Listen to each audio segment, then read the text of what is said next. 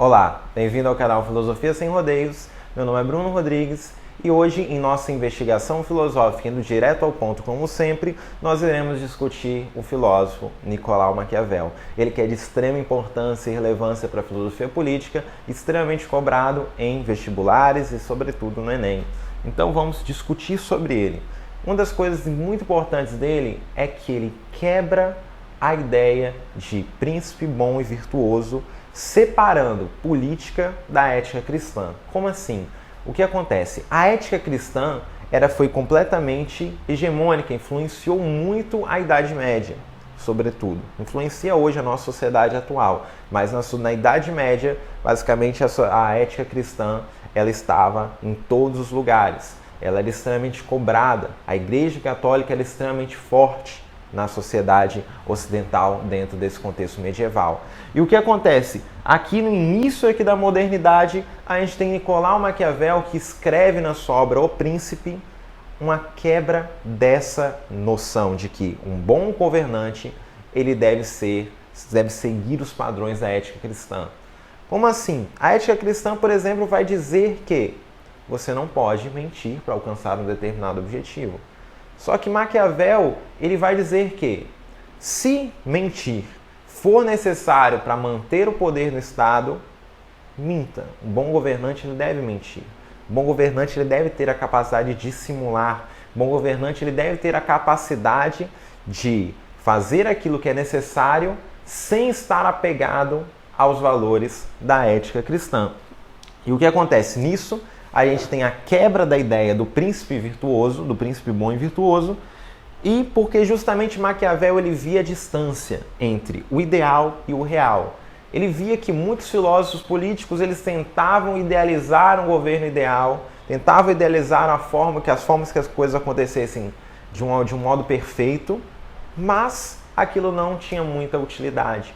Maquiavel ele quis fazer um verdadeiro manual de filosofia política. Ele quis, de fato, descrever como que a política era e como que um bom governante ele deve ser para jogar o jogo político e, assim, de fato, conseguir o seu objetivo máximo. Porque qual é o objetivo máximo para a política, segundo Maquiavel? É a manutenção da ordem, a manutenção do poder do Estado. Então, um bom governante deve fazer o que for necessário para isso. Nisso a gente pode pensar numa ética consequencialista, voltada às consequências. Isto é, se eu tenho uma consequência que é boa, se eu tenho um objetivo que é bom, não vão importar muito os meios que eu vou utilizar para alcançar esse objetivo. Tem uma frase muito famosa que é atribuída a Maquiavel, embora não esteja diretamente no livro O Príncipe, nem em nenhuma outra obra que ele tenha escrito.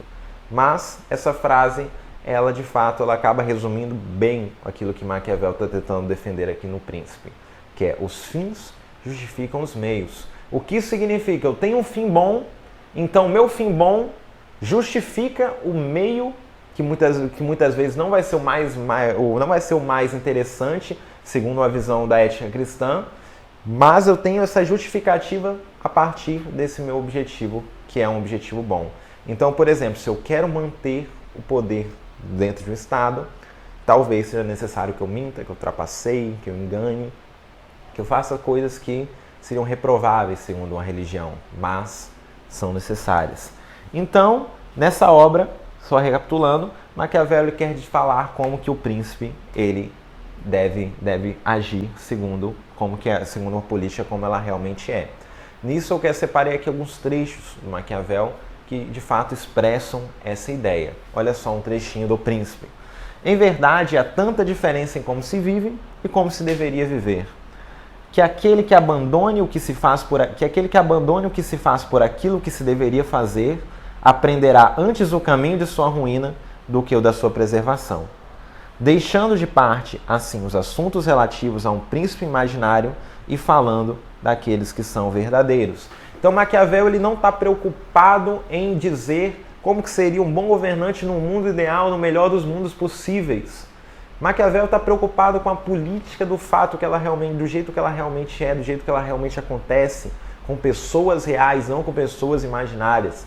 Então Então Maquiavel ele tem essa preocupação, ele entende que o ser humano ele é egoísta, ele tem pretensões, ele tem intenções muitas vezes malignas por trás de suas ações. E Maquiavel, percebendo isso, ele diz como que um bom governante ele deve governar dentro desse contexto para assim ter um bom governo, para assim manter o poder no Estado, ok? Outra frasezinha do Maquiavel. O que vocês acham sobre a questão sobre ser amado ou ser temido?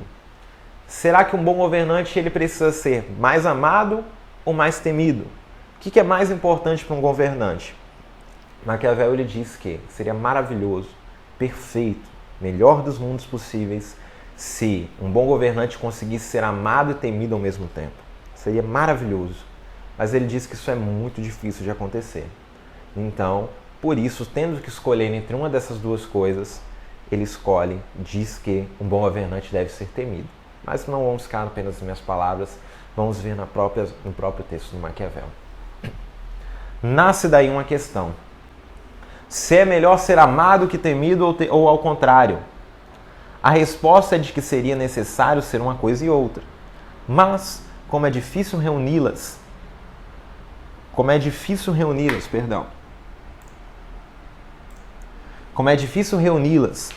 entendo que faltar uma das duas é muito mais seguro ser temido do que amado.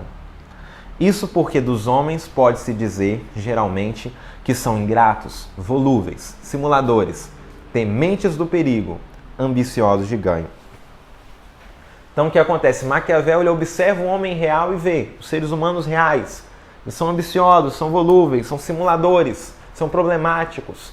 Então é muito mais seguro eu ser temido do que amado. Um bom governante ele precisa ser mais temido do que amado. Porque os homens são inconstantes no amor. O respeito, a reverência se dá muito mais por uma pessoa que é temida do que por uma pessoa que é amada.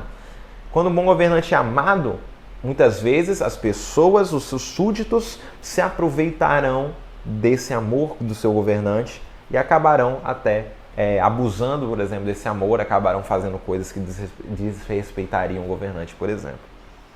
Então observe, só que tem uma coisa que é importante. Maquiavel diz que o bom governante deve ser temido mais do que amado, né, porque é difícil unir essas duas coisas. Só que o bom governante ele nunca deve ser odiado. Isso é importante enfatizar. O bom governante ele não pode fazer com que as outras pessoas, seus súditos, o odeiem. Porque se os seus súditos o odiarem, aí muito provavelmente ele vai acabar sofrendo alguma revolução, vai acabar sofrendo alguma revolta. Pessoas vão se revoltar e vão tentar tirar o poder do governante. Então ser odiado é uma coisa que também está completamente descartada para Maquiavel. Então Maquiavel, perceba, o bom governante, a gente viu, às vezes ele pode mentir, pode trapacear, pode fazer coisas que são erradas segundo a ética cristã.